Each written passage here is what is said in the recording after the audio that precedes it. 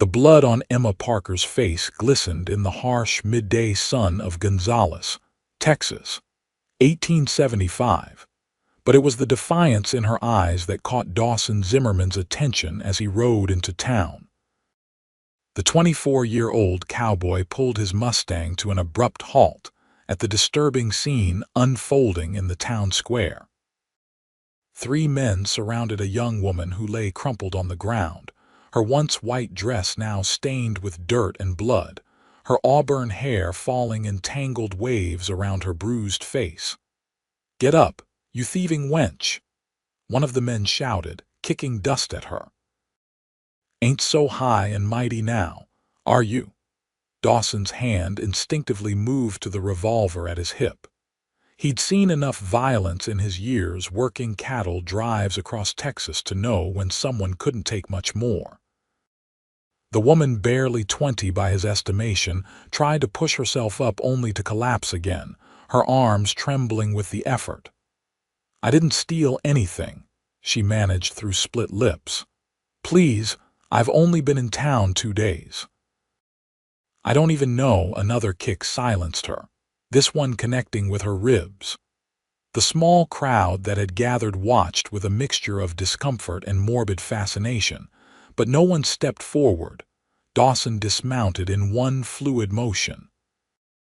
"That's enough," he called out, his voice carrying across the square with an authority that made heads turn.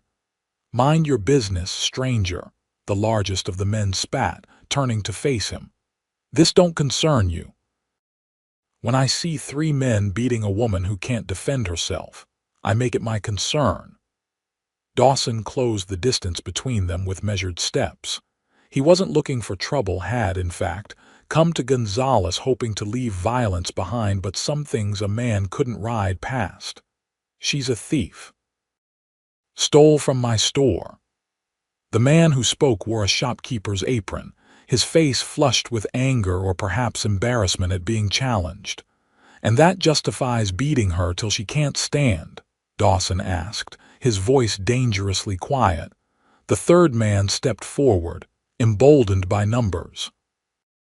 "We're teaching her a lesson. Women like her need to learn their place."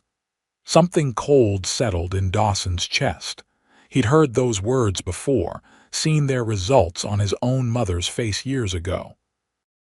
Without warning, he drew his revolver, not pointing it directly at the men but holding it at his side, a clear message. "Step away from her," he said. When they hesitated, he cocked the hammer. "Now!" The sound echoed across the suddenly silent square. The men backed away, muttering threats but unwilling to test whether the stranger's aim was as steady as his gaze. Dawson knelt beside the woman, careful not to touch her. Up close, he could see that beneath the dirt and blood, she was strikingly beautiful, with high cheekbones and clear green eyes that regarded him with equal parts gratitude and suspicion. "Can you stand?" he asked softly. She tried again to push herself up, but her arms gave out. She shook her head once, a single tear cutting a path through the grime on her cheek. With gentle hands, he helped her to sit up. "What's your name?" "Olivia," she whispered. "Olivia Parker." The shopkeeper hadn't retreated far. "Don't you help that thief, mister. She's nothing but trouble." Dawson rose to his full height, turning to face the men. His voice carried across the square when he spoke. "This woman won't be kneeling to the likes of you or anyone else again." He met the eyes of each man in turn. "Not while I draw breath." Then, with a tenderness that belied his imposing frame, he lifted Olivia into his arms. She weighed almost nothing, like a bird with broken wings. He carried her to his horse, aware of the murmurs rippling through the crowd. "Where can I take you that's safe?" he asked. Olivia's eyes fluttered closed for a moment. "I don't have anywhere. I just arrived on the stagecoach. I was looking for work when they—" Her voice trailed off. Dawson made a decision then that would change both their lives. "I'll take you to Doc Miller's, get you patched up." He settled her carefully in his saddle before mounting behind her. "And then we'll figure out the rest." As they rode away from the town square, Olivia's body sagged against his chest, her consciousness fading. Dawson held her securely with one arm, keenly aware of how fragile she felt and equally certain that anyone who wanted to harm her again would have to go through him first. Doc Miller's house sat at the edge of town, a modest white building with a small sign announcing his profession. The old physician had been tending to the people of Gonzales for over 30 years, and his weathered face showed both the compassion and weariness that came with such work. "Dawson Zimmerman," the doctor said as he opened the door, his bushy eyebrows rising at the sight of the woman in Dawson's arms. "Who have you got there?" "Her name's Olivia Parker. Some men in town beat her pretty badly. Can you help her?" The doctor stepped aside to let them in.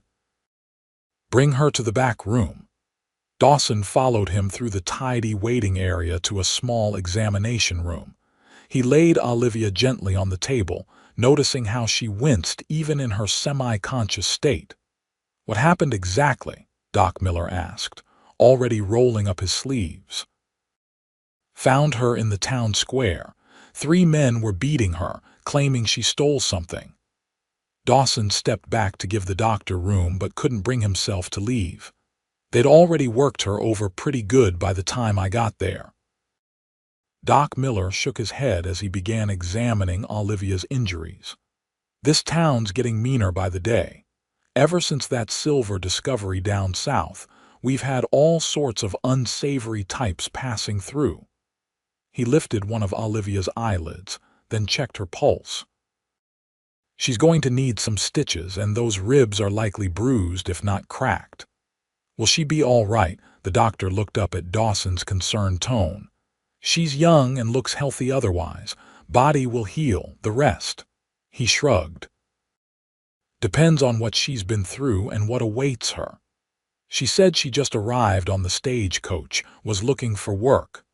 Doc Miller nodded thoughtfully. "I'll need to clean these wounds and stitch her up. Might be best if you wait outside."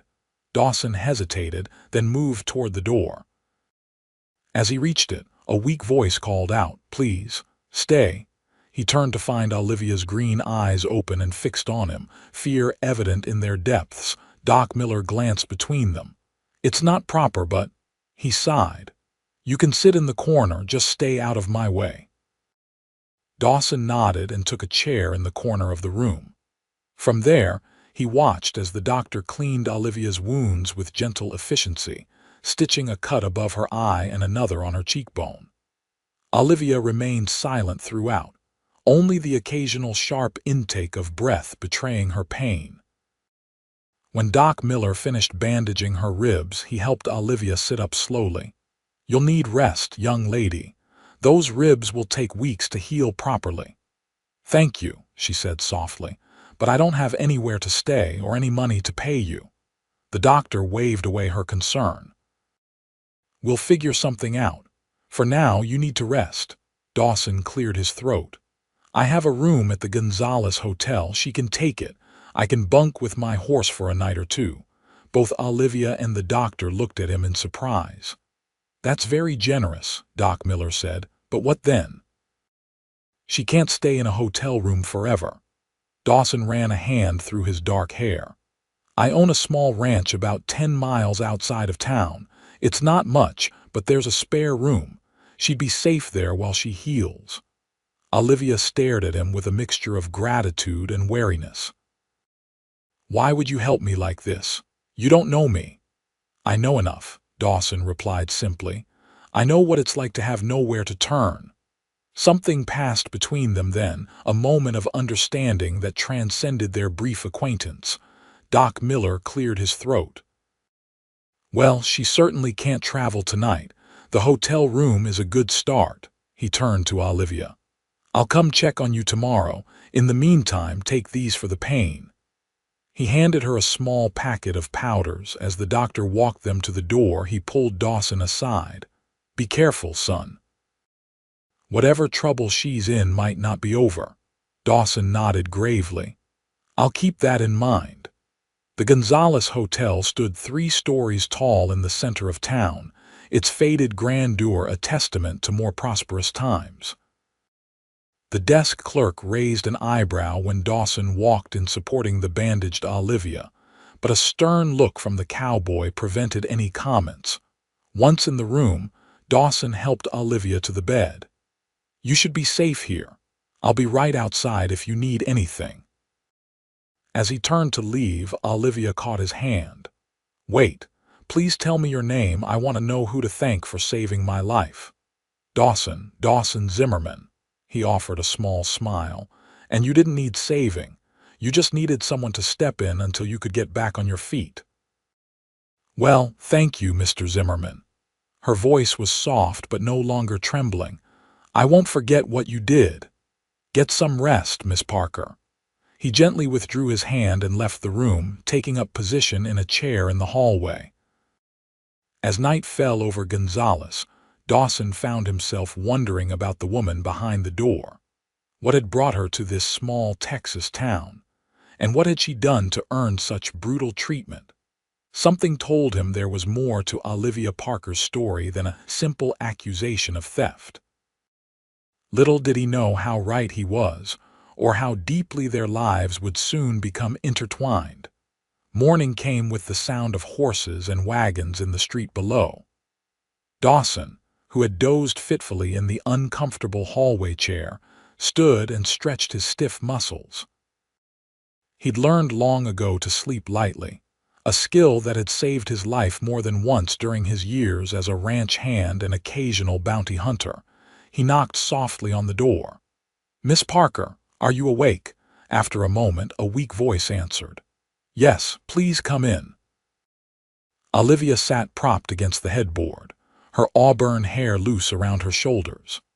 The morning light highlighted the bruises on her face, now turned to purple and yellow, but also revealed something Dawson had missed yesterday, a quiet dignity in the way she held herself despite her injuries. "How are you feeling?" he asked, remaining near the door. "Like I've been trampled by a herd of cattle," she admitted with a hint of a smile. "But I've had worse." The casual way she said it troubled him. "Have you given any thought to what you'll do now?" Olivia's face fell. "I don't have many options. I came to Gonzales hoping to find work as a seamstress or perhaps a teacher's assistant." She gestured to her battered body. "Now I doubt anyone will hire me, especially after yesterday." "About that," Dawson said carefully, "why did those men accuse you of stealing?" She looked down at her hands, which were clasped tightly in her lap. "I went into Mr. Hargrove's general store to inquire about work. While I was there, a woman bumped into me. Later, Mr. Hargrove discovered some items missing and accused me of taking them." Her voice grew stronger with indignation. "I didn't steal anything, Mr. Zimmerman. I've never stolen anything in my life." Dawson studied her face. He'd known many liars in his 30 years, and she didn't strike him as one. "I believe you." The simple statement seemed to surprise her. "You do?" "Yes, and call me Dawson. Mr. Zimmerman makes me feel like my father." A small, genuine smile touched her lips. "Then you must call me Olivia." A knock at the door interrupted them. Doc Miller entered without waiting for an invitation, carrying his medical bag. "Good morning." "How's our patient?" "Alive, thanks to both of you," Olivia replied. The doctor examined her injuries with practiced hands. "The stitches look good. No signs of infection. How's the pain? Manageable?" He didn't sound convinced. "Well, you're doing better than I expected, but you still need rest. Those ribs won't heal if you're up and about too soon." He glanced at Dawson. "Have you figured out what comes next?" Before Dawson could answer, shouting erupted in the hallway. The door burst open and the shopkeeper from yesterday stormed in, flanked by a man wearing a sheriff's badge. "There she is, Sheriff, the thief I told you about." The sheriff, a tall man with a salt and pepper mustache, looked uncomfortable but determined. "Miss, I'm Sheriff Tanner. I need to ask you some questions about the theft at Mr. Hargrove's store." Olivia paled, her hands clutching the bedsheet. I didn't steal anything, Sheriff. Hargrove pointed an accusing finger. She took a silver pocket watch and a brooch, worth nearly $50 combined. Dawson moved to stand between Olivia and the two men. She was beaten half to death over an accusation with no proof. Isn't that punishment enough? The sheriff frowned. Step aside, Zimmerman. This is official business. What proof do you have that she stole anything? Doc Miller demanded, surprising everyone with his forceful tone. Did anyone see her take these items? Hargrove sputtered. She was the only stranger in my store. The items disappeared while she was there. That's not proof, Dawson said coldly. And it doesn't justify what you and your friends did to her. The sheriff's eyes narrowed. What exactly happened yesterday, Hargrove? You didn't mention any violence when you reported the theft. The shopkeeper shifted uncomfortably. We were just trying to get a confession out of her. By beating a woman in the town square. Doc Miller shook his head in disgust. Sheriff, I've treated Miss Parker's injuries. She has 2 cracked ribs, a concussion, and required 7 stitches. This was no minor altercation. Sheriff Tanner's expression darkened. Is that true, Hargrove? Before the shopkeeper could respond, the door opened again, and a well-dressed woman entered. Excuse me, she said, her voice refined but determined. I believe I can shed some light on this situation. All eyes turned to the newcomer, who Dawson recognized as Mrs. Eleanor Whitney, the banker's wife and one of the most respected women in Gonzales. Mrs. Whitney, the sheriff said with surprise. What brings you here? I was in Mr. Hargrove's store yesterday when this young woman was there, she explained, nodding toward Olivia. After she left, I noticed another woman, a blonde in a blue dress, acting suspiciously. I didn't think much of it until I heard about the theft. She opened her handbag and withdrew a small silver object. This morning, my maid found this pocket watch in the church donation box. I recognized it as similar to the one Mr. Hargrove sells. Sheriff Tanner took the watch, examining it. This has your store's mark, Hargrove. The shopkeeper's face reddened. That doesn't prove anything. She could have dumped it there after stealing it. Mrs. Whitney raised an eyebrow. The blonde woman in the blue dress is staying at my sister's boarding house. Her name is Ruby Wilson, and she's been caught stealing in 2 other towns. She turned kind eyes to Olivia. I'm so sorry you were blamed, my dear. I should have spoken up sooner. The sheriff sighed heavily. Hargrove, we'll need to talk about this further at my office. He looked at Olivia with genuine regret. Miss, I apologize for the disturbance. It seems there's been a terrible mistake. As the sheriff escorted a protesting Hargrove from the room, Mrs. Whitney approached Olivia's bedside. You poor thing, what you must think of our town after such treatment. She turned to Dawson. Mr. Zimmerman, isn't it? I've heard you own the old Miller property outside town. Dawson nodded, surprised she knew who he was. He'd only purchased the small ranch 6 months ago and spent little time in town. It's good of you to help this young woman. Mrs. Whitney smiled warmly. If there's anything you need, please let me know. My husband and I would be happy to assist. After she left, the room fell silent. Doc Miller packed his bag. Well, that's good news at least. No theft charges hanging over your head. He patted Olivia's hand. But you still need rest. I'll check on you tomorrow. When they were alone again, Olivia let out a shaky breath. I didn't think anyone would believe me. Dawson sat in the chair beside the bed. Justice doesn't always come so neatly. You were lucky Mrs. Whitney spoke up, and lucky you came along when you did. Olivia's eyes filled with tears. I don't know how to thank you. No need for thanks. He shifted uncomfortably, unused to gratitude. The offer still stands, by the way. You're welcome to stay at my ranch until you're healed up and can figure out your next steps. Olivia hesitated. It wouldn't be proper. A single woman staying with a man she barely knows. I understand your concern, Dawson said. But my ranch hand Jose and his wife Maria live in a cabin on the property. Maria could act as chaperone. It's not much, but it's peaceful there. Good place to heal.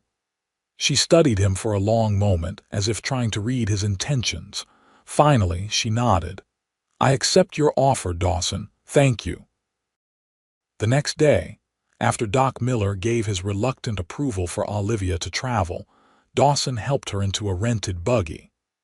The doctor had insisted she couldn't ride horseback with her injuries, and Dawson had agreed, even though it meant a slower journey to the ranch. As they left Gonzales behind, Olivia seemed to relax for the first time since he'd met her. The spring countryside stretched around them in vibrant greens and wildflower colors, a stark contrast to the violence that had marked their introduction. It's beautiful out here, she said softly. I forgot what open spaces feel like. Dawson glanced at her curiously. Where are you from originally? Boston, most recently, but I grew up in Philadelphia. She adjusted the shawl around her shoulders. My parents died of typhoid fever 3 years ago. I've been making my own way since then. That's a long way from Texas. Olivia's expression clouded. I came west to escape certain circumstances. When Dawson didn't press, she added, a man who wouldn't take no for an answer. He had influence in Boston, made it impossible for me to find decent work once I refused him. Anger flared in Dawson's chest, but he kept his voice even. Seems to be a common story, men thinking they own women just because they want to. You don't think that way, she observed. No, my mother raised me better. He focused on the road ahead. She suffered at the hands of men who thought that way. I swore I'd never be like them. They lapsed into comfortable silence until the ranch came into view. It wasn't grand, a modest one-story house with a barn and corral, nestled against a backdrop of oak trees with a creek running along the eastern edge of the property. A few dozen cattle grazed in the distance. It's not much, Dawson said, suddenly self-conscious. Just 100 acres. Small operation compared to some. It's wonderful, Olivia breathed. So peaceful. As they approached, a middle-aged Mexican woman emerged from the house, wiping her hands on her apron. Behind her came a stocky man with a weathered face and kind eyes. Maria, Jose, Dawson called out as he brought the buggy to a stop. This is Miss Olivia Parker. She'll be staying with us for a while. Maria hurried forward, her face creasing with concern when she saw Olivia's bruised face. Dios mío, what happened to you, poor child? Some trouble in town, Dawson answered before Olivia could. She needs a place to rest and recover. Jose stepped forward, offering a respectful nod. Welcome to Cielo Pequeño, Miss Parker. Cielo Pequeño, Olivia questioned. Little Heaven, Dawson translated. Jose named it. Said it reminded him of a peaceful corner of his homeland. Maria had already taken charge, helping Olivia down from the buggy with gentle hands. Come, I have a room prepared. You need rest and good food.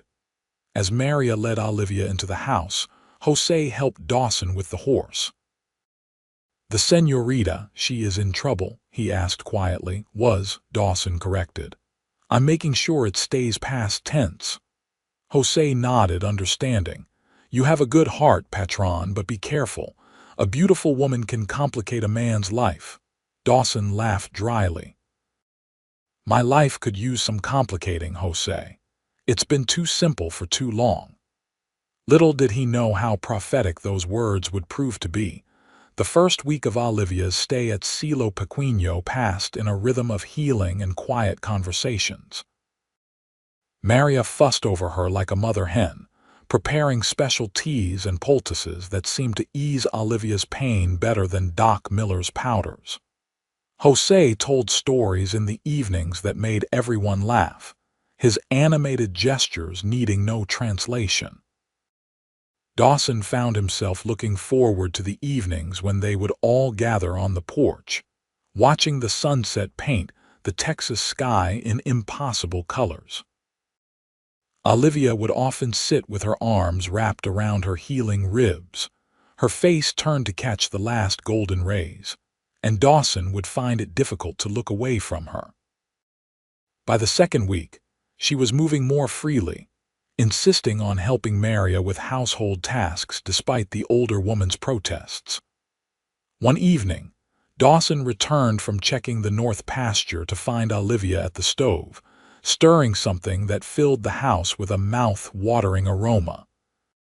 Maria went to gather eggs, she explained when she saw his surprised expression. I thought I'd help with dinner.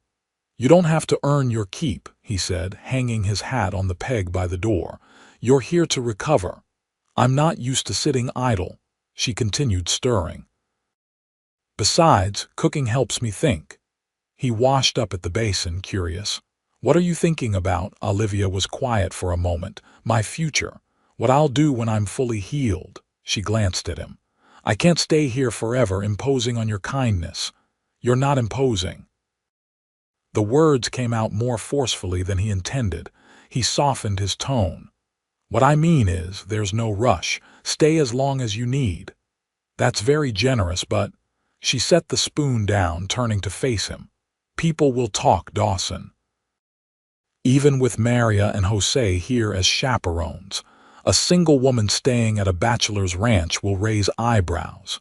He leaned against the table, crossing his arms. Do you care what people in a town you barely know think about you? I care about your reputation. You've done so much for me. Her green eyes held his. I don't want to repay that by causing you trouble. Something warm unfurled in his chest at her concern. My reputation can withstand a little gossip. Before she could respond, Maria bustled in with a basket of eggs, exclaiming in Spanish when she saw Olivia at the stove. Dawson slipped outside, needing some air and time to examine the feelings taking root inside him. He found Jose in the barn, brushing down one of the horses. The older man glanced up at his approach. The señorita is feeling better, She's cooking dinner, Dawson confirmed, picking up another brush to help, worrying about outstaying her welcome. Jose made a dismissive sound. Women always worry about such things, but I see how you look at her, patron. Perhaps you do not want her to leave at all. Dawson's hand stilled. Is it that obvious? To me, yes. To Maria, certainly. To the señorita, Jose shrugged. Women see what they are ready to see. She's still healing, Jose, not just her body. The heart takes longer. Jose set down his brush, but healing happens faster when there is hope for the future. He patted Dawson on the shoulder as he passed. Do not wait too long to show her what is in your heart. Life is too short for such caution. That night, after a dinner filled with easy conversation, Dawson found Olivia on the porch, a shawl wrapped around her shoulders against the spring evening chill. Without a word, he sat beside her on the wooden bench Maria had decorated with colorful cushions. The stars seem closer out here, Olivia said softly. In Boston, the buildings and smoke hide most of them. That's one thing I love about this place. You can see forever on a clear night. Dawson leaned back, looking up. When I was a boy, my mother taught me the constellations. Said they were stories written in the sky. Olivia smiled. She sounds wonderful. She was. A familiar ache accompanied the memory. Died when I was 15, pneumonia. I'm sorry. Her hand found his in the darkness, a gentle pressure of comfort. What about your father? Dawson's jaw tightened. Ran out when I was 8, mean drunk who used his fists more than his words. He hadn't meant to share that, but something about the quiet night and Olivia's presence made it easier. Is that why you helped me? She asked carefully. Because of what happened to your mother? He considered the question. Partly, but mostly because it was the right thing to do, a man who'd hurt a woman that way. He shook his head. There's something broken inside him. They sat in companionable silence for a while, their hands still joined between them, before Olivia spoke again. "I should tell you why I really left Boston." She took a deep breath. "The man I mentioned, his name was Edward Blackwell. He was a business associate of my late father. After my parents died, he offered to look after me." Her voice took on a bitter edge. "What he meant was he wanted me as his mistress. He was married, nearly 30 years older than me. When I refused, he made sure I couldn't find decent work. Then he began showing up at my boarding house, trying to force his way into my room." She shuddered at the memory. Dawson's hand tightened around hers. "What did you do?" "The landlady's son helped me escape Boston. Edward had men watching the train station, so I took a ship to New Orleans, then made my way west. I thought Texas would be far enough." She looked down at their joined hands. "I was using the last of my money to start a new life here when those men attacked me." "He can't hurt you here," Dawson said firmly. "I won't let anyone hurt you again." Olivia's eyes, luminous in the moonlight, searched his face. "Why do you care so much about what happens to me, Dawson?" The question hung in the air between them, demanding honesty. He could have given a simple answer, basic human decency, perhaps. But sitting there under the vast Texas sky, Olivia's hand warm in his, Dawson found he couldn't offer anything but the truth.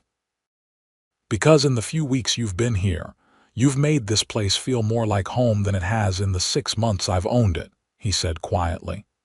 "Because you're brave and kind, even after everything you've been through. Because—" He hesitated, then pushed forward. "Because I think I'm falling in love with you, Olivia Parker." Her sharp intake of breath told him she hadn't expected such a declaration. For a terrible moment, he thought he'd misread everything and ruined the comfortable friendship they'd built. Then she squeezed his hand. "I think I might be falling in love with you too," she whispered, "and it terrifies me." "Why?" he asked, though he could guess. "Because loving someone means being vulnerable, giving them power to hurt you." Her voice trembled slightly. "I've spent years protecting myself." Dawson turned to face her fully. "I understand fear, Olivia. I've spent most of my life keeping people at arm's length, but sometimes—" He reached up slowly, giving her time to pull away, and brushed a strand of hair from her face. "Sometimes the risk is worth taking." The air between them seemed to thicken with possibility. Dawson leaned forward, pausing just before their lips met, silently asking permission. Olivia closed the final distance, and the soft press of her lips against his felt like coming home after a long journey. The kiss was gentle, mindful of her healing injuries, but filled with promise. When they parted, Olivia's smile shone in the darkness. "I think Maria was watching from the window," she said with a soft laugh. "Good," Dawson replied, grinning. "She can tell Jose he was right." That night marked a turning point in their relationship. Over the next few weeks, as spring deepened into summer and Olivia's injuries healed completely, they grew closer in countless small ways. She learned to ride one of the gentler horses, and they explored the boundaries of Silo Pequeño together. Dawson taught her to shoot his revolver, insisting she should know how to protect herself. Olivia showed him how to make her mother's apple pie, laughing at his clumsy attempts to roll out the crust. In the evenings, they would sit on the porch, sometimes talking for hours, other times simply enjoying the comfortable silence between them. Occasionally, Dawson would read aloud from one of the few books he owned, while Olivia worked on sewing projects for the house. One particularly hot July evening, they rode to the creek that marked the eastern boundary of the ranch. The water ran cool and clear over smooth stones, shaded by towering oak trees. They dismounted, letting the horses drink while they sat on a fallen log. "I love it here," Olivia said, dipping her bare feet in the water. "It's like a secret garden." Dawson watched her, struck again by how beautiful she was. The bruises had long since faded, and regular meals had filled out the hollows in her cheeks. Her auburn hair gleamed in the dappled sunlight, and her green eyes sparkled with contentment. Jose said his grandmother believed this creek was blessed, he told her. Said the water had healing powers. Olivia wiggled her toes in the current. Maybe she was right. I've never felt more whole than I do here. The simple honesty of her words moved him deeply. Dawson reached into his pocket, feeling the small object he'd been carrying for days, waiting for the right moment. "Olivia," he began, his heart hammering against his ribs. "These past months have been the happiest of my life." She turned to him, a smile playing at the corners of her mouth. "Mine too. I never thought I'd find someone who understands me the way you do, who makes me want to be better than I am." He took her hand. "I know it hasn't been long, but sometimes you just know when something's right." Understanding dawned in her eyes as he slid from the log to one knee beside her. From his pocket, he produced a small silver ring with a single pearl. "It was my mother's," he explained. "The only thing of value my father didn't sell for drink." He took a deep breath. "Olivia Parker, would you do me the honor of becoming my wife?" Tears filled her eyes, spilling over onto her cheeks. "Yes," she whispered. "Yes, Dawson, I will marry you." He slipped the ring onto her finger where it fit as though it had been made for her. Then he rose to sit beside her again, cradling her face in his hands as he kissed her with all the love he felt. They were so absorbed in each other that neither noticed the approaching riders until the horses' hooves splashed into the creek. Dawson broke away, instinctively placing himself between Olivia and the newcomers. 3 men sat on horseback, watching them with varying expressions of amusement and contempt. The leader, a sharp-faced man in an expensive suit despite the Texas heat, nudged his horse forward. "Well, isn't this touching?" he drawled. "Miss Parker certainly didn't waste any time finding herself a protector." Dawson felt Olivia stiffen beside him. "Who are you?" he demanded, though he already suspected the answer. The man ignored him, addressing Olivia directly. "You've led me on quite a chase, my dear. Boston to New Orleans to this." He gestured dismissively at the surrounding countryside. "Backwater." "Edward." Olivia's voice was steady, though Dawson could feel her trembling. "How did you find me? Money can buy many things, including information." Blackwell's cold eyes shifted to Dawson. "This is your new champion, I presume. He looks more suited to herding cattle than courting a lady." Dawson's hand moved toward the revolver at his hip, but Olivia's fingers closed around his wrist, stopping him. The other 2 men had their hands hovering near their own weapons. "What do you want, Edward?" Olivia asked, rising to stand beside Dawson. "Why, to bring you home, of course." Blackwell's smile didn't reach his eyes. "Your disappearance has caused quite a scandal. People are wondering what happened to poor orphaned Miss Parker." "I'm not going anywhere with you," Olivia stated firmly. "I have a home here now, a future." Blackwell's expression hardened. "With this cowboy, don't be ridiculous, Olivia. You're meant for better things." He extended a hand. "Come back to Boston willingly, and I'll be magnanimous. Refuse, and I'll have to insist." Dawson stepped forward. "The lady said no. I suggest you respect her wishes and leave our property." One of Blackwell's companions, a burly man with a scarred face, spat into the creek. "Boss, let me teach this cowboy some manners." "Patience, Jackson." Blackwell never took his eyes off Olivia. "I've come too far to leave empty-handed." His voice dropped to something silky and dangerous. "Did you tell your cowboy why you really left Boston, my dear?" "About the unfortunate accident that befell my wife's lady's maid after she helped you escape." Olivia paled. "What did you do to Jenny?" Nothing personally." Blackwell examined his gloved hands. "But city streets can be dangerous for young women alone at night." Dawson felt a cold fury building inside him. This was the kind of man his father had been, one who used threats and violence to control others, especially women. "Get off my land," he said, his voice deadly quiet. "Now," Blackwell laughed. "Or what, Cowboy? There are three of us, and only one of you." His eyes flickered to Olivia. "Unless you count the lady, which I don't." The tension stretched between them like a bowstring pulled too tight. Dawson was acutely aware that both of Blackwell's men were armed and looked experienced with their weapons. He might get one shot off, maybe two, before they cut him down, and then Olivia would be defenseless. The sound of a rifle being cocked broke the standoff. All heads turned to see Jose standing at the edge of the trees, his Winchester leveled steadily at Blackwell. "Now there are two of us," Dawson said with grim satisfaction, "and Jose rarely misses." The older ranch hand moved forward slowly, his rifle never wavering. "The señorita stays here where she is wanted," he said firmly. "You go back to Boston where you belong." Blackwell's face twisted with rage, but he was clearly reconsidering the odds. "This isn't over," he snarled. "No backwater cowboy steals what's mine."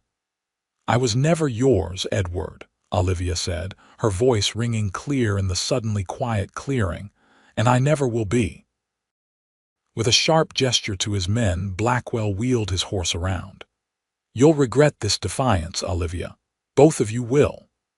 With that parting threat, the three men galloped away, leaving churning water and mud in their wake. As soon as they were out of sight, Olivia's composure crumbled. She began to shake violently, and Dawson gathered her into his arms. "He'll come back," she whispered against his chest. "You don't know him like I do. He never gives up when he wants something." Dawson exchanged a look with Jose over her head. "Then we'll be ready for him." That night, after they returned to the ranch and explained the situation to Maria, Dawson insisted that Jose move his family into the main house. "Safety in numbers," he explained, setting up a cot for himself in the front room where he could watch the approach to the house. Maria prepared a special tea for Olivia to help her sleep, but Dawson remained awake, his revolver close at hand. He didn't think Blackwell would return so soon, but the man's cold calculation had unnerved him. This wasn't a hothead acting on impulse, this was a predator with resources and determination. Just before dawn, Jose relieved him on watch. "Sleep, patron. I will keep guard now." Dawson nodded gratefully. "Wake me at first light. We need to ride into Gonzales, talk to Sheriff Tanner." "You think the law will help?" Jose sounded skeptical. "Worth trying. And I want to send a telegram." At Jose's questioning look, he explained, "I have a friend in Austin who works for a judge. He might have some advice about dealing with Blackwell legally." But when morning came, Olivia was adamant about accompanying them to town. "I can't hide at the ranch forever," she insisted, "and I need to face this head-on." "It's not safe," Dawson argued. "Blackwell could be waiting in town." "All the more reason for me to go," she countered. "If I stay here alone with Maria, I'm more vulnerable. At least in town there are witnesses." In the end, he conceded, unable to fault her logic. They rode into Gonzales together, Jose following at a discreet distance, his rifle across his saddle. Sheriff Tanner listened to their story with growing concern. "This Blackwell fellow sounds like trouble," he said when they finished, "but I'm not sure what I can do. He hasn't broken any laws in my jurisdiction." "He threatened Miss Parker," Dawson pointed out, "and implied he had something to do with a woman's death in Boston." The sheriff sighed. "Threats are hard to prove, and what happened in Boston is outside my authority." He rubbed his mustache thoughtfully. "I can keep an eye out for him and his men while you're in town. Beyond that—" He shrugged apologetically. Frustrated but not surprised, Dawson and Olivia headed to the telegraph office. The operator, a wiry man with spectacles perched on his nose, looked up as they entered. "Morning, Mr. Zimmerman. Haven't seen you in town for a spell." Morning, Phillips. Need to send a telegram to Austin. Judge Harrison's office. Dawson scribbled the message on a form and slid it across the counter with payment. As Phillips began tapping out the message, the door opened behind them. Olivia turned, then froze, her hand gripping Dawson's arm like a vise. Edward Blackwell stood in the doorway, impeccably dressed and smiling as though they were old friends meeting for tea. "Miss Parker, Mr. Zimmerman, how fortunate to find you both here." Dawson shifted to put himself between Olivia and Blackwell. "Nothing fortunate about it. We have nothing to say to you." "Oh, but I have something to say to you." Blackwell closed the door behind him. "Something I think might interest Miss Parker greatly." Olivia found her voice. "Nothing you could say would interest me, Edward. Not even news about your brother." The color drained from Olivia's face. "I don't have a brother." Blackwell's smile widened, showing too many teeth. "No. Then I suppose the young man in my hotel room claiming to be Daniel Parker, son of Thomas and Eleanor Parker of Philadelphia, must be an imposter." Dawson felt Olivia sway beside him. "You're lying," she whispered, but uncertainty had crept into her voice. "Am I? He has your father's pocket watch, and your mother's locket with her portrait inside." Blackwell examined his fingernails casually. "He's been looking for his long-lost sister since returning from Europe to find his parents dead, and his only sibling vanished." Phillips had stopped tapping the telegraph key, openly listening to the exchange. Dawson shot him a warning look, and the man hurriedly resumed his work. "If what you're saying is true, bring him here," Dawson challenged. "Let Olivia see for herself, in due time." Blackwell leaned against the counter. "First, I think Miss Parker and I should have a private conversation about family matters." "Anything you have to say to me, you can say in front of Dawson," Olivia stated, her chin lifting in defiance despite her pale face. Anger flashed in Blackwell's eyes, quickly masked. "Very well. Your brother is ill, Olivia. The journey from Boston has taxed his health severely. He's asking for you." Dawson studied Blackwell's face, trying to determine if the man was bluffing. He seemed too confident for this to be a complete fabrication. "I don't believe you," Olivia said, but doubt had crept into her voice. "Daniel was studying in Paris. He wasn't due back for another year. His professors wrote that he showed exceptional promise and completed his studies early." Blackwell spread his hands. "I wouldn't have known any of this if he hadn't come to me, seeking information about your whereabouts. Imagine my surprise when the son of my old friend Thomas appeared at my door." Olivia turned to Dawson, conflict written across her face. "I haven't seen my brother in 4 years. Before I left for Texas, I wrote to him in Paris, but I never knew if he received my letter." Dawson understood her dilemma. If Blackwell was telling the truth, her only surviving family member was nearby and asking for her. If he was lying, it was an elaborate trap. "We'll go together to see this young man," Dawson decided. "If he's really your brother, you'll know immediately."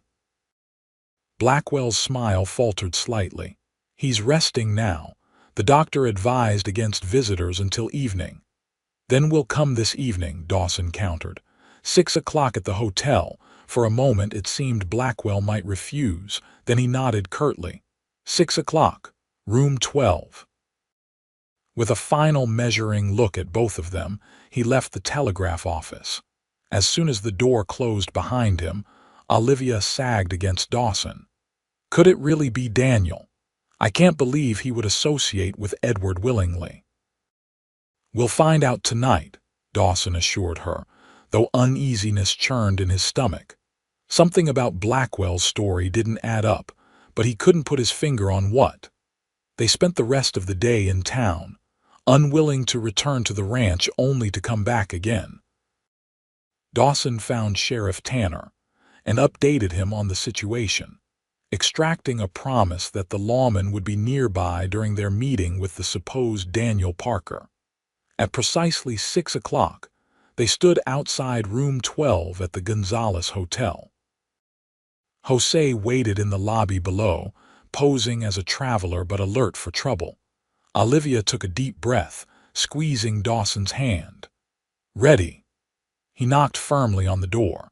After a moment, it opened to reveal Edward Blackwell, still dressed immaculately but with an air of impatience about him. "You're punctual, at least," he said, stepping aside to let them enter. The room was one of the hotel's best, with a sitting area separate from the bedroom. A young man lay on the bed, propped up on pillows. He had sandy hair and a pallor that spoke of recent illness. Olivia stopped short, staring at him. "Daniel," the young man's eyes the same clear green as Olivia's widened. "Livy, is it really you?" With a sob, Olivia rushed to the bed, embracing her brother carefully. "I can't believe you're here. What happened? When did you return from Paris?" Daniel Parker was indeed real and unmistakably Olivia's brother. Dawson could see the family resemblance in their similar coloring and the shape of their eyes. But something felt off about the reunion. Daniel's responses seemed rehearsed, his emotions too controlled for someone seeing his long-lost sister. Blackwell watched the reunion with satisfaction. "Touching, isn't it? Family reunited through my efforts." Dawson ignored him, focusing on Daniel. "Mr. Parker, how did you find Mr. Blackwell?" "He found me, actually," Daniel replied. "I returned to Boston 3 months ago and discovered our family home sold, my parents dead, and my sister gone. I was at my wits' end when Mr. Blackwell approached me, saying he'd been a friend of Father's." "And you trusted him immediately?" Dawson asked, not bothering to hide his skepticism. Daniel's eyes flicked to Blackwell before answering. "He knew details about our family that only a close associate would know, and he offered to help find Olivia." Olivia sat on the edge of the bed, still holding her brother's hand. "Daniel, did Edward tell you why I left Boston?" Before Daniel could answer, Blackwell interjected smoothly. "I explained that there had been a misunderstanding between you two, that you had taken offense at an innocent offer of assistance." "That's not," Olivia began hotly, but Daniel squeezed her hand. "Livy, it doesn't matter now. We're together again." His voice sounded strained. "Mr. Blackwell has arranged passage back to Boston for both of us. The doctors there can better treat my condition." Dawson noticed a slight tremor in Daniel's hands, and the young man's eyes had a glassy quality. "What exactly is your condition, Mr. Parker?" Again, Blackwell answered before Daniel could. "A recurrence of the rheumatic fever he suffered as a child. The doctors in Paris thought they had cured it, but the stress of his parents' deaths and the search for his sister caused a relapse." "I'd like to hear from Daniel himself," Dawson insisted. Daniel's gaze darted nervously between Dawson and Blackwell. "It's as Mr. Blackwell says. I need specialized care." "And you think Boston is the only place to get it?" Olivia asked gently. "There are excellent doctors in Austin, only a day's journey from here." "Mr. Blackwell believes—" "I'm not asking what Blackwell believes," Olivia interrupted. "I'm asking what you want, Daniel." A flash of something rebellion, crossed Daniel's face before he composed himself. "I want us to be a family again, Livy. I've missed you terribly." "Then stay here with me," she urged. "I'm engaged to be married." She showed him the pearl ring on her finger. "Dawson has a beautiful ranch. You could recover there, away from the city smoke that always aggravated your lungs." Blackwell moved closer, his face hardening. "That's not possible." "Arrangements have already been made for your return to Boston." "Arrangements can be changed," Dawson countered, watching Daniel closely. The young man's eyes had dilated unnaturally, and a sheen of sweat had broken out on his forehead despite the room not being particularly warm. Suddenly, Daniel clutched at his stomach, doubling over with a groan. "Livy, I don't feel." "Daniel," Olivia cried, supporting her brother as he swayed. "He needs his medicine," Blackwell said sharply, moving to a side table where several bottles stood. He selected one and poured a measure into a glass, adding water from a pitcher. "Wait," Dawson said, stepping forward to intercept him. "What exactly are you giving him?" "A tonic the doctor prescribed," Blackwell snapped. "Move aside." But Dawson had seen enough laudanum addicts in his time to recognize the signs. "I don't think so."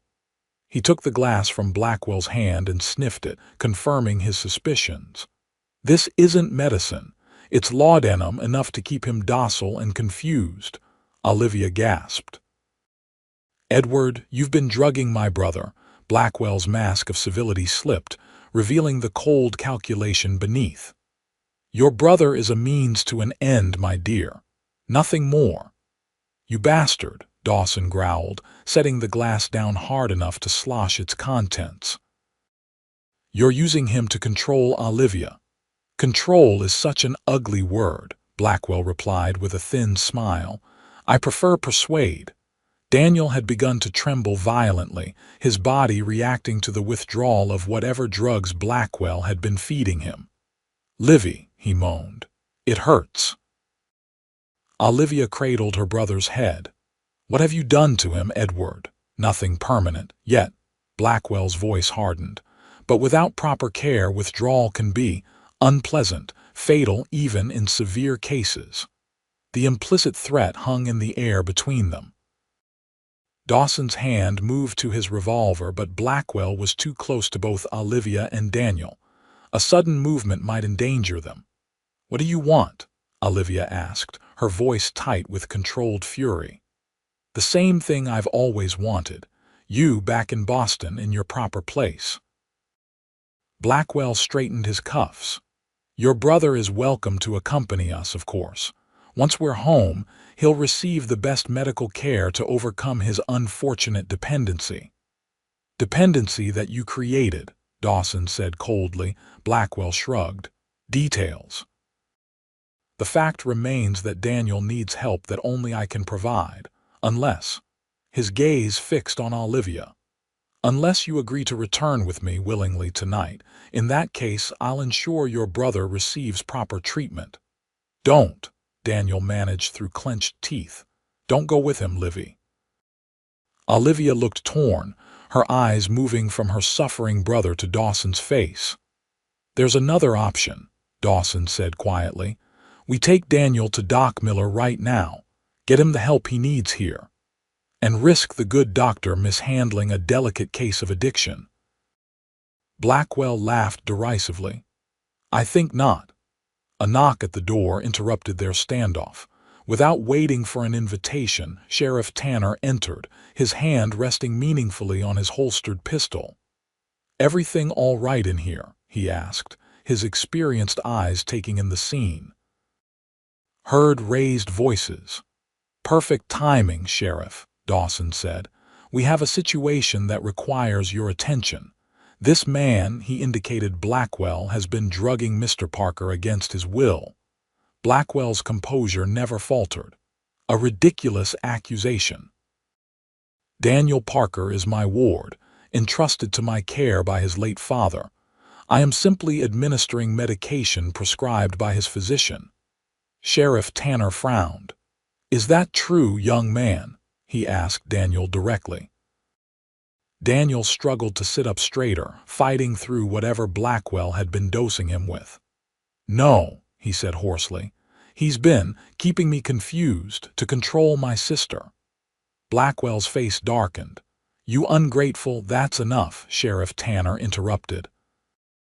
"Mr. Blackwell, I think you'd better come down to my office to discuss this matter further." "On what charge?" Blackwell demanded. "You have no jurisdiction over a private medical matter.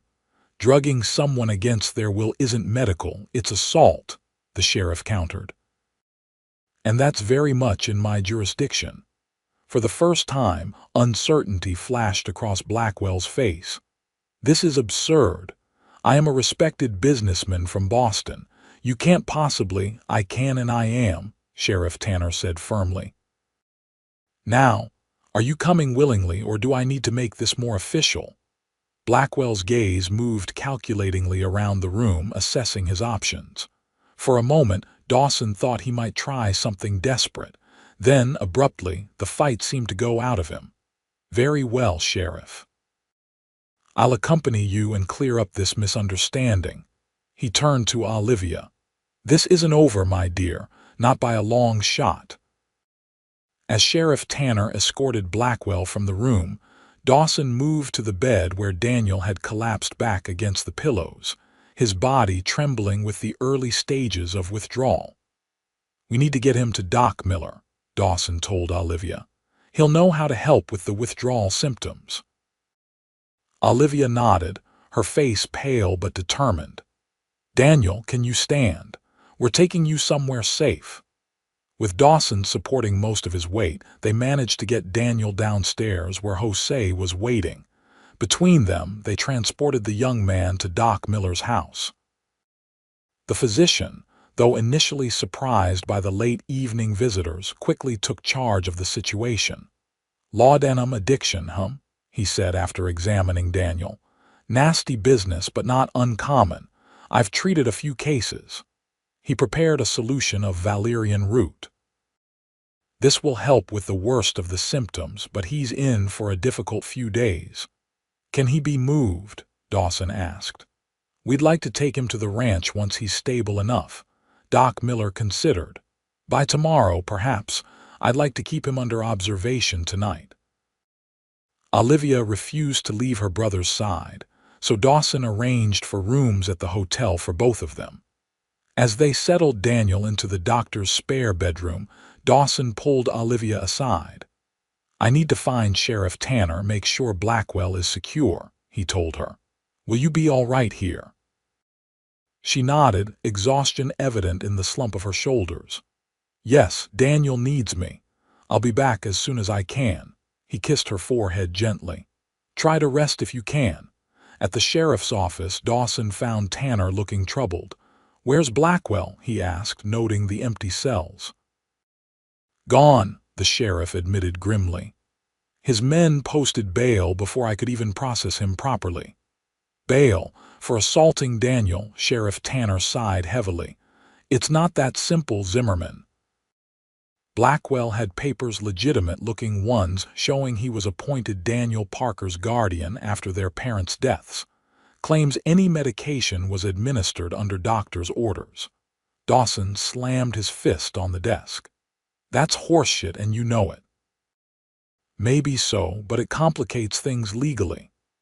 The sheriff ran a hand through his hair.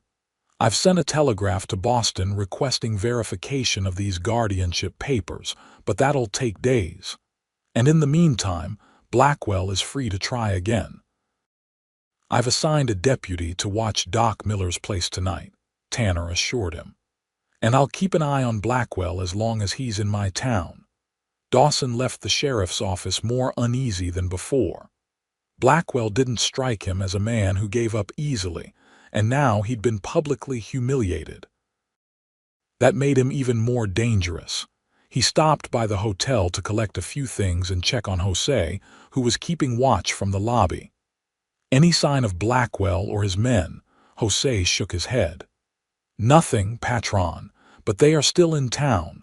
Their horses remain at the livery. Keep your eyes open.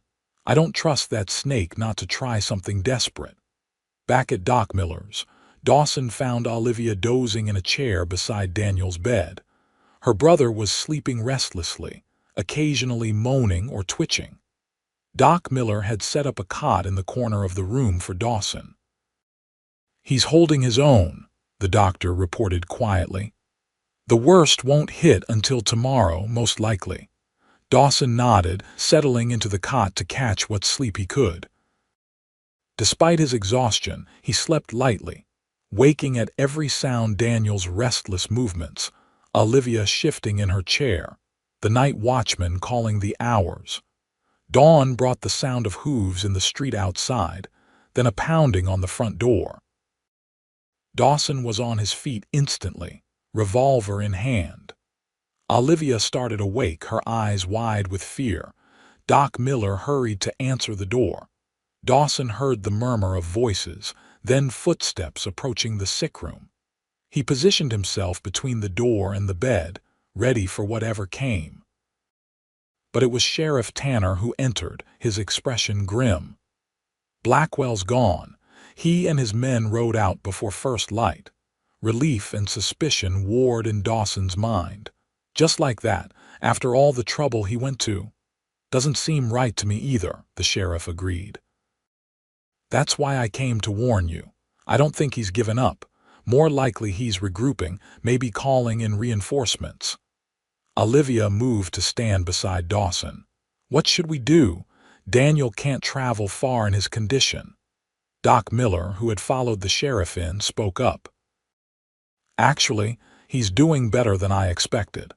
The Valerian route seems to be helping. If you're determined to move him, today would be safer than waiting. Dawson made a quick decision. We'll take him to the ranch. It's easier to defend than the town, and we'll see anyone coming from a distance. Sheriff Tanner nodded approvingly. Smart move. I'll send a deputy out to check on you in a day or two. Within hours, they had Daniel settled in a wagon borrowed from a friend of Jose's, padded with blankets to make the journey as comfortable as possible. Olivia rode beside her brother, while Dawson and Jose flanked the wagon, alert for any sign of trouble. The trip to Silo Pequeño took longer than usual due to their need to travel slowly for Daniel's sake. But by mid-afternoon, they arrived at the ranch. Maria had prepared the spare bedroom, and with Doc Miller's instructions and remedies, they settled in to help Daniel through his withdrawal. The next 3 days were difficult for everyone. Daniel suffered through waves of nausea, tremors, and hallucinations. Olivia rarely left his side, speaking soothingly when he was lucid and cooling his forehead with damp cloths when fever took him. Dawson divided his time between caring for the ranch, standing guard, and supporting Olivia. On the 4th day, Daniel woke clear-eyed for the first time, weak but finally free of the worst symptoms. "Where am I?" he asked, looking around the simply furnished bedroom. "You're at Dawson's ranch," Olivia told him, relief evident in her voice. "You're safe now." Daniel's gaze moved to Dawson, who stood in the doorway. "You're the one Livy's going to marry, if she'll still have me," Dawson replied with a small smile. "Thank you," Daniel said simply, "for helping us, both of us." Over the next week, as Daniel grew stronger, the siblings spent hours catching up on the years they'd been apart. Dawson gave them space, focusing on ranch work during the day, but in the evenings, they would all gather on the porch or around the dinner table, sharing stories and gradually building a new kind of family. Daniel proved to be intelligent and well-educated, with a quiet sense of humor that emerged as he recovered. He told them of his studies in Paris and his plans to become a lawyer before Blackwell had intercepted him. "He found me the day I returned to Boston," Daniel explained one evening. "Told me he'd been Father's closest friend and business partner, said he knew where you'd gone, Livy, and would help me find you." He shook his head in disgust. "I was a fool to trust him." "He's manipulative," Olivia said gently. "And you were grieving, alone in a city that had changed while you were away. Still, I should have seen through him sooner. When he started giving me medicine for my nerves, I knew something was wrong, but by then I was already dependent on it." Daniel's hands trembled slightly at the memory. "He kept me just coherent enough to travel but too confused to resist." "What I don't understand," Dawson said, "is why he's so fixated on Olivia. There must be easier targets for his attentions." Daniel and Olivia exchanged a look. "It's not just about that," Daniel said slowly. "Though that's certainly part of it, it's also about Father's estate." "What estate?" Olivia frowned. "I thought everything was lost in the bank collapse." "Not everything. Father had investments that Blackwell didn't know about, railroad stocks primarily, held in trust through a Boston law firm. When I returned, I discovered they'd been trying to locate either of us for over a year. Daniel leaned forward. Livy, we're not destitute. Once the trust is settled, we'll have a modest fortune enough to live comfortably for years. Olivia stared at her brother in shock. And Blackwell found out. Somehow, yes. I think that's why he became so determined to find you, to control both of us and gain access to the funds. As our guardian, he would have had significant influence over the trust's disbursement. The pieces fell into place for Dawson. Blackwell's obsession with Olivia had never been just about possession. It had been about money, too. The man's pride and greed had driven him to chase Olivia across half the country. This makes him even more dangerous, Dawson said grimly.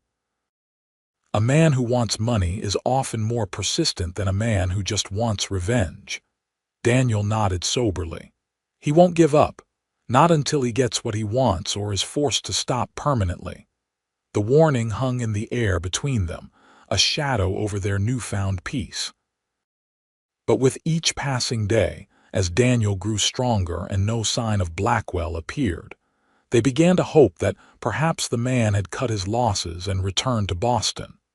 2 weeks after bringing Daniel to the ranch, Dawson decided it was safe enough to resume planning their wedding. Olivia agreed, her joy at being reunited with her brother adding to her happiness about their future together. I want a simple ceremony, she told Dawson as they walked along the creek one evening. Just us, Daniel, Jose and Maria, and perhaps Doc Miller and Sheriff Tanner. Whatever you want, Dawson replied, content to let her make the decisions. As long as at the end of it you're my wife. She smiled up at him, linking her arm through his. 2 weeks from today, that will give Daniel more time to recover and we can send for the minister from Gonzales. 2 weeks, he agreed. I can hardly wait. The following days passed in a flurry of preparations. Maria sewed a wedding dress for Olivia from cream-colored fabric purchased in town. Daniel, now able to move around the ranch comfortably, helped Dawson repair and paint the house, insisting that his sister deserved a proper home for her wedding day. With each sunset that brought no sign of Blackwell, they allowed themselves to believe that perhaps the danger had truly passed. Sheriff Tanner's deputy reported that Blackwell and his men had been seen boarding a train in San Antonio, presumably headed back east. The night before the wedding, they held an impromptu celebration on the porch. Jose played his guitar while Maria served her special tamales and sweet empanadas. Doc Miller had ridden out from town with a bottle of good whiskey as a wedding gift. And even Sheriff Tanner made an appearance, bringing news that he'd received confirmation from Boston that Blackwell's guardianship papers had been forgeries.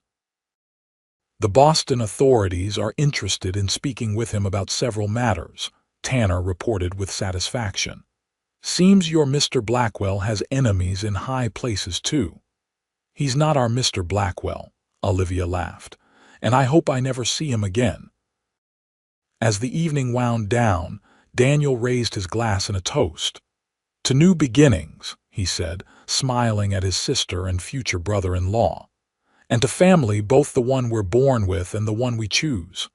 To family, they echoed, glasses clinking in the soft Texas twilight.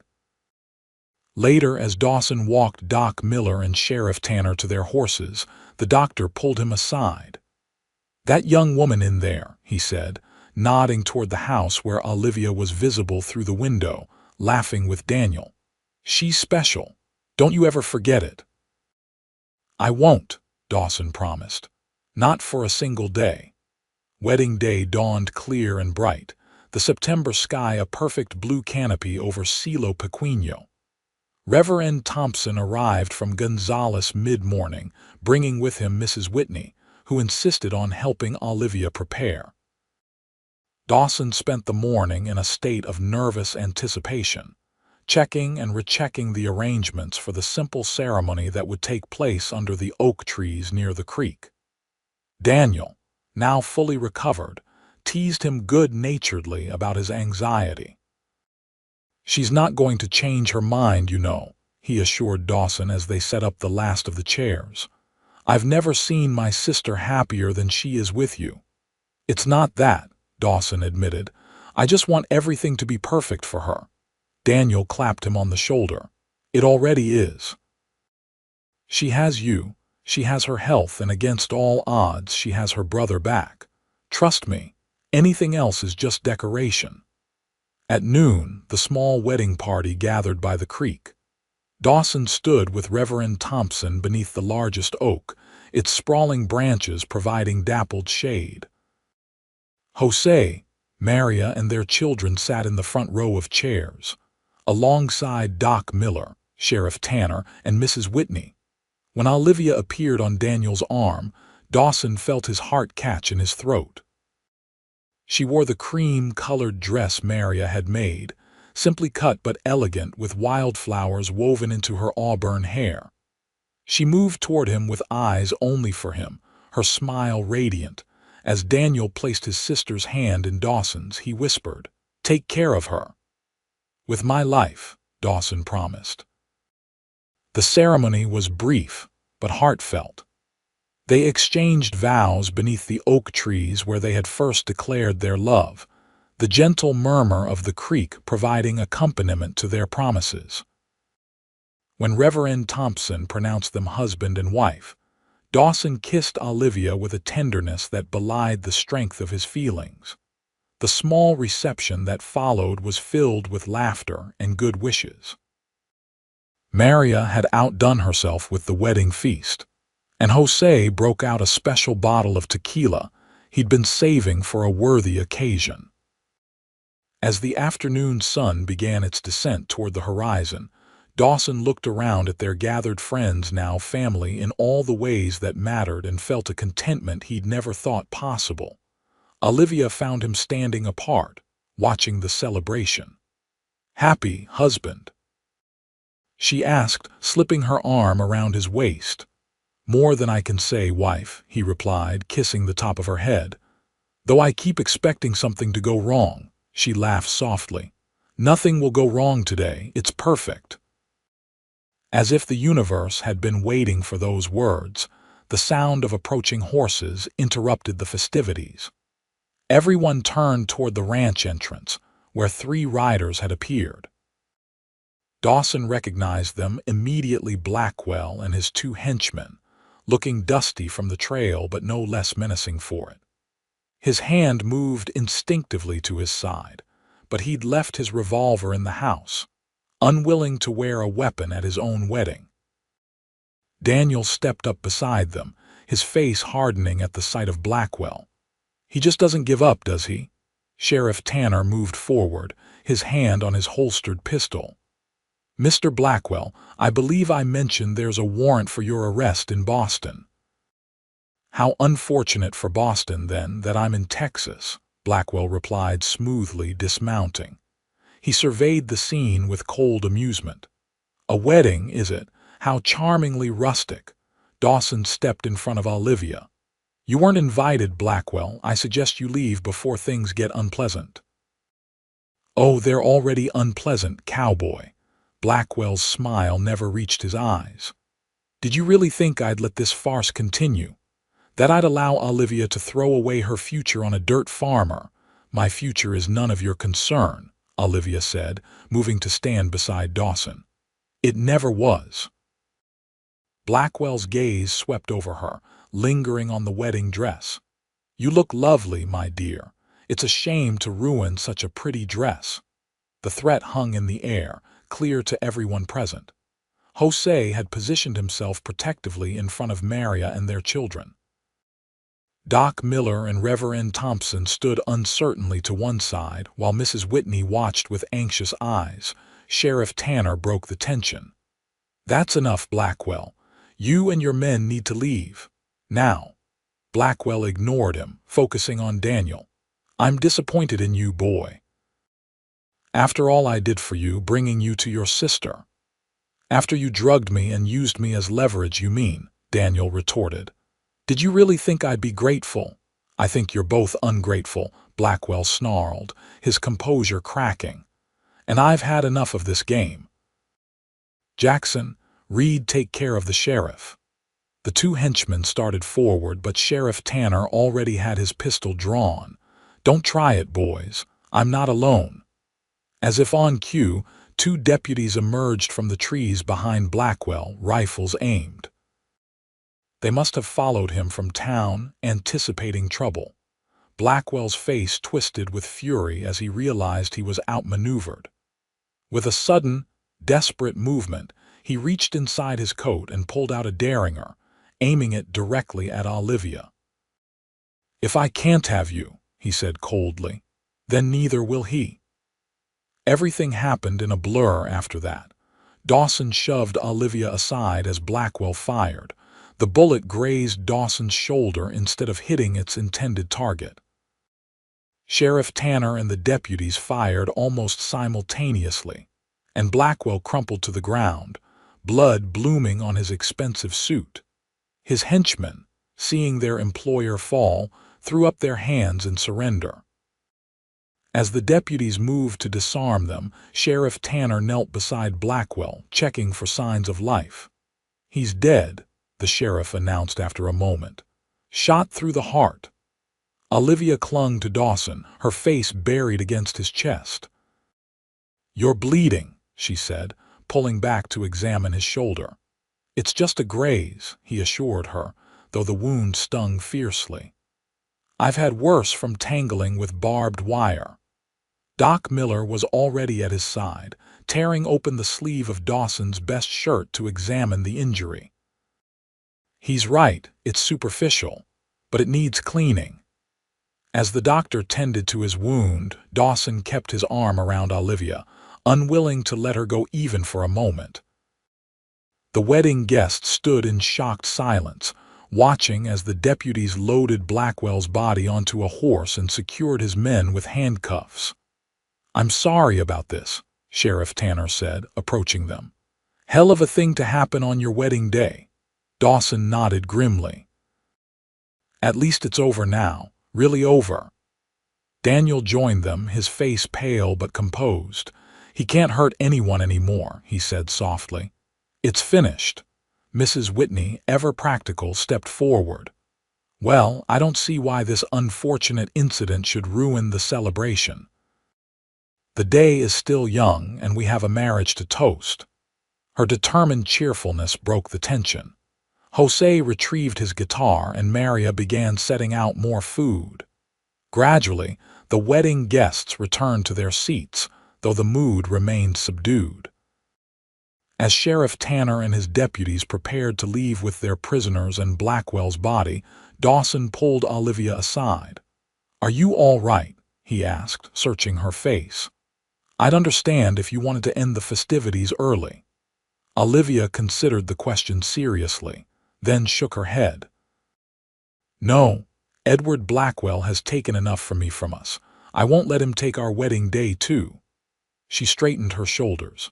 "This is still the happiest day of my life, Dawson Zimmerman, bullet graze and all."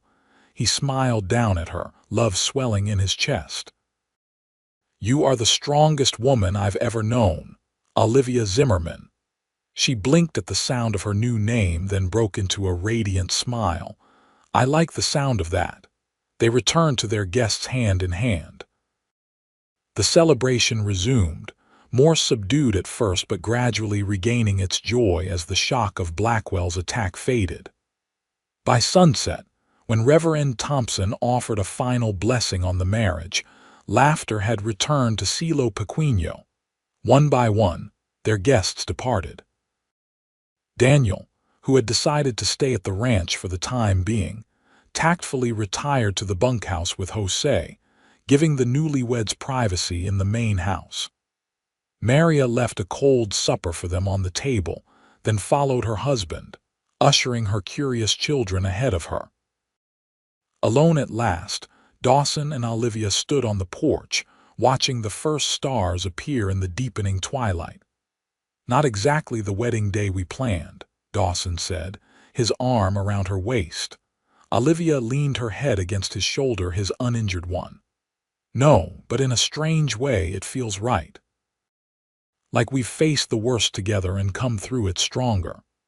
She turned to face him, her eyes serious in the gathering darkness. I meant what I said in my vows, Dawson, for better or worse, in sickness and in health. Today we got a taste of worse, but we faced it together. He cradled her face in his hands. And we always will. Together. That night, as they began their life as husband and wife, the shadows of the past finally receded, replaced by the promise of tomorrow. And if their wedding day hadn't been the perfect celebration they'd imagined, their love was all the stronger for having been tested by fire. Epilogue: 5 years passed, bringing changes both expected and surprising to Silo Pequeño. The small ranch prospered under Dawson and Jose's careful management, growing from 100 acres to nearly 500.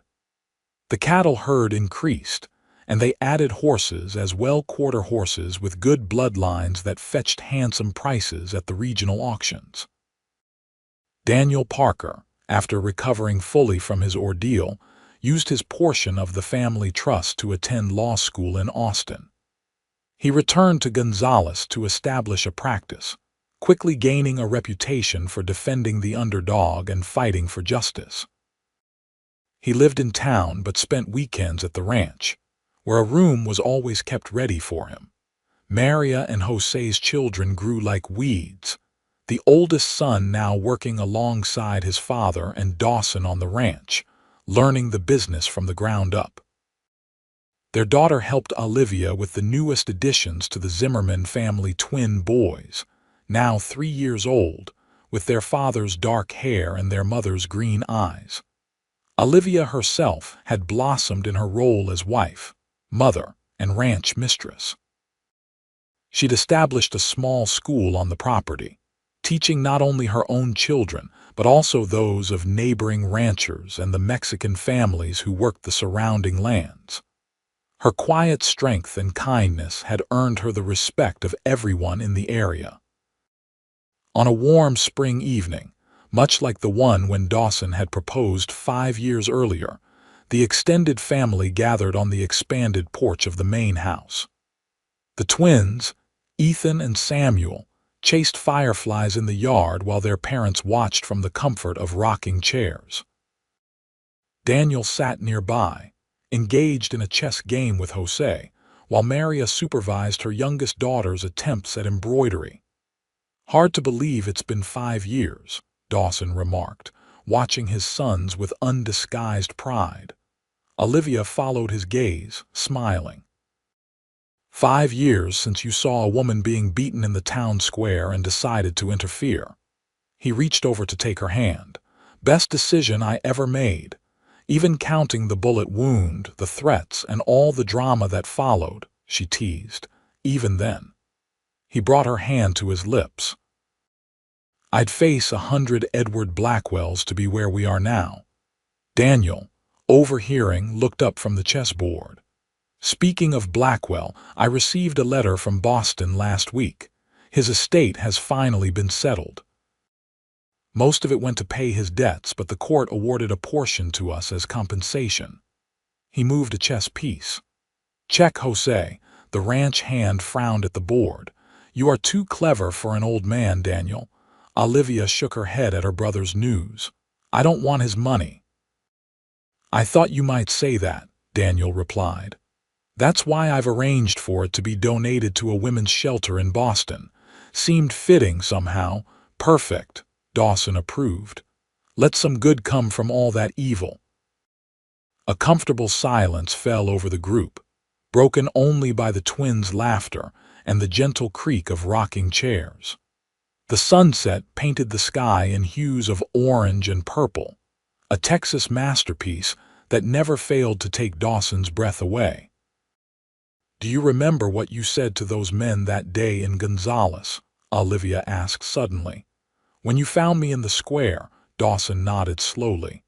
I said you'd never kneel to anyone again. "You kept that promise," she said softly.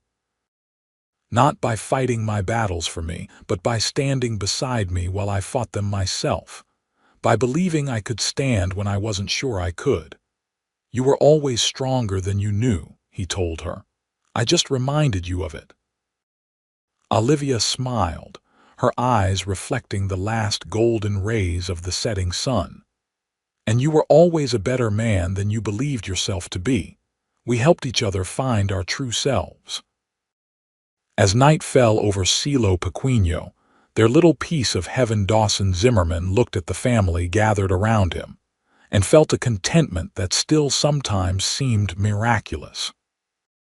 From that violent meeting in a dusty town square had grown a love that sustained them through danger and sorrow, a love that now flourished in the laughter of their children and the peace of their home. They had faced the worst together and emerged stronger for it. And as the stars appeared one by one above their Texas ranch, Dawson knew with absolute certainty that whatever the future held, they would face it the same way, standing tall, side by side, never again kneeling to fear or cruelty or doubt, together.